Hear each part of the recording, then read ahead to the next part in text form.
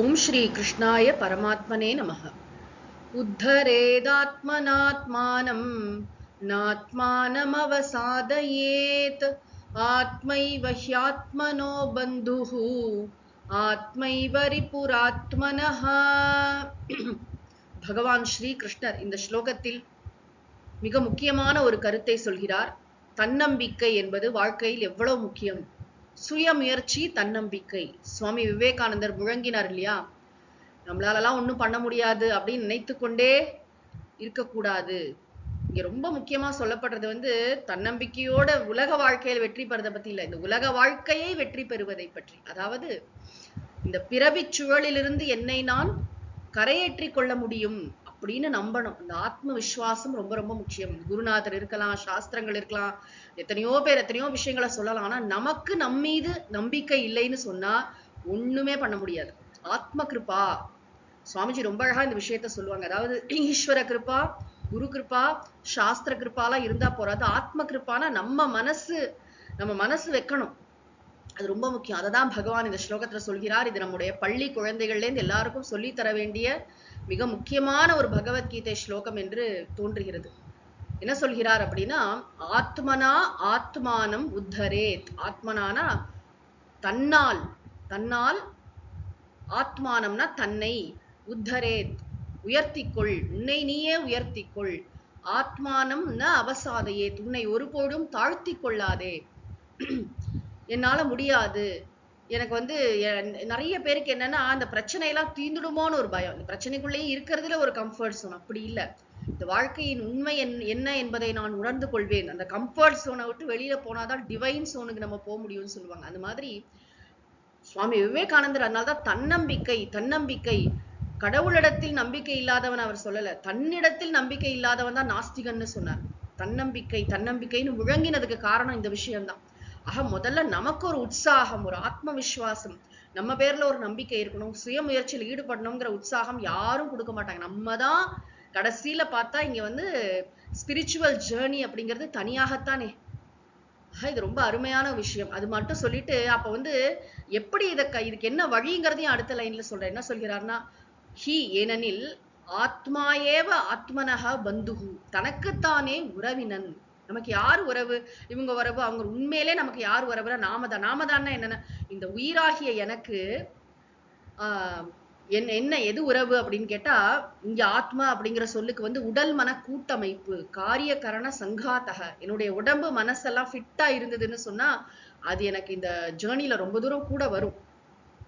ஆக இதெல்லாம் எங்க ஆரம்பிக்குது? நம்முடைய ஆன்மீக பயணம் எங்க தொடங்குகிறது அப்படின்னா, நம்முடைய உடம்பு மனசை எப்படி வைத்துக் கொள்கிறோம் என்பதில் இருந்தா. அதனாலதான் சாதன சதுஷ்டய சம்பத்திக்குள்ளேயே இதெல்லாம் வந்துரும்.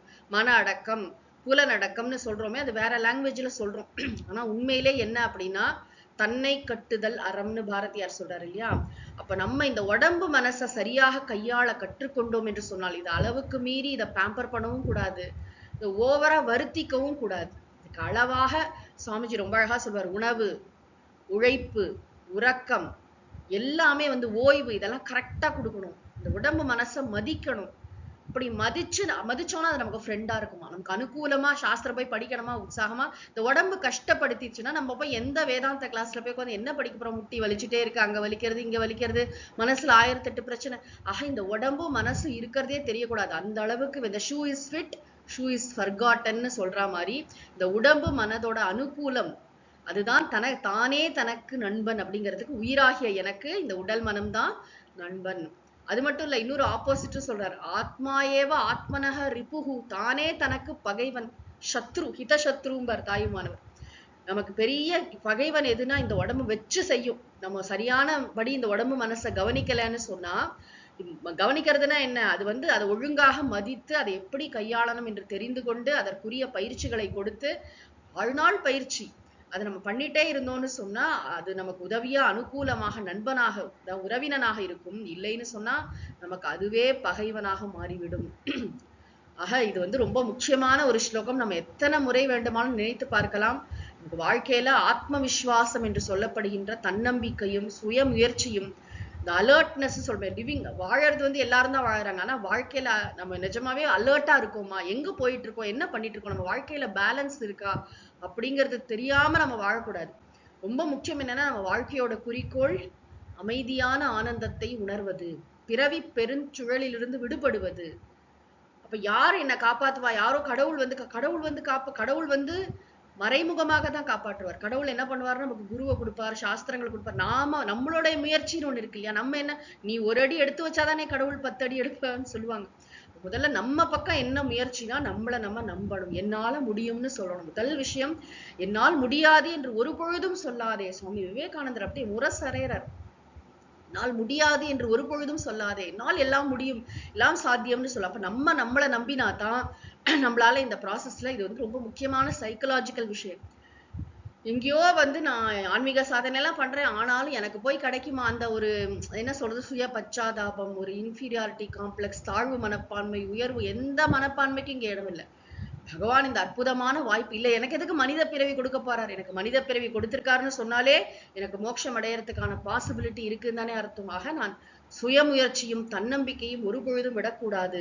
நம்முடைய நன்கு கட்டுப்படுத்தப்பட்ட இந்த உடல் மனம் இருக்கு இல்லையா, நன்கு நெறிப்படுத்தப்பட்ட நல்ல வெல் டிசிப்ளின்டு, வெல் ரிஃபைன்டு அந்த உடல் மனம் தான் நமக்கு உறவினன். சரியா அதை நம்ம கவனிக்கலைன்னா அதுவே நமக்கு பகைவனாக மாறிவிடும். ஓம் சாந்தி சாந்தி சாந்தி. ஹரிஹி ஓம் தத்சத். சர்வம் ஸ்ரீ கிருஷ்ணார்ப்பணமஸ்து.